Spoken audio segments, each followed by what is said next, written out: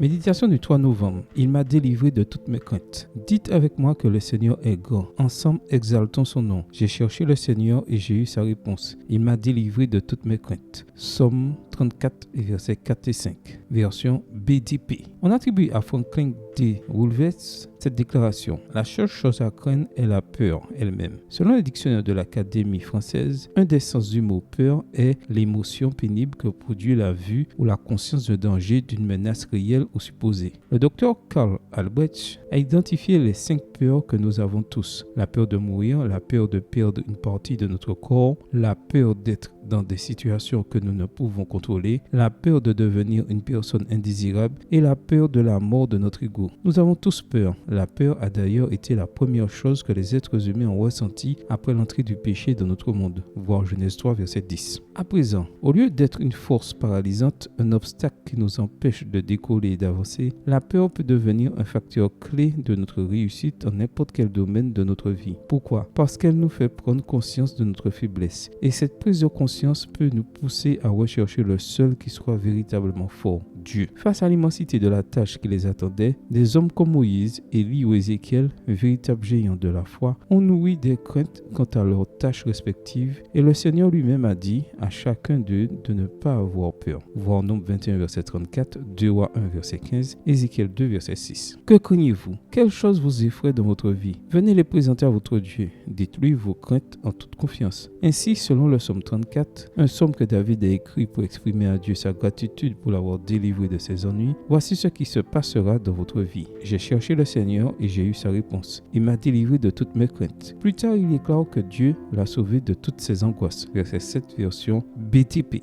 Dieu a appris du psalmiste les craintes et les angoisses. Ce binôme maléfique qui s'est accroché à nos vies tel une plante grimpante depuis l'entrée du péché en ce monde. Et aujourd'hui, le Seigneur veut faire de même avec vous et moi. Il est maintenant temps pour vous de le laisser commencer à chasser cette peur mortelle qui vous fait perdre ce qui est immortel. Amen. Bonne journée à vous et que le Seigneur vous bénisse.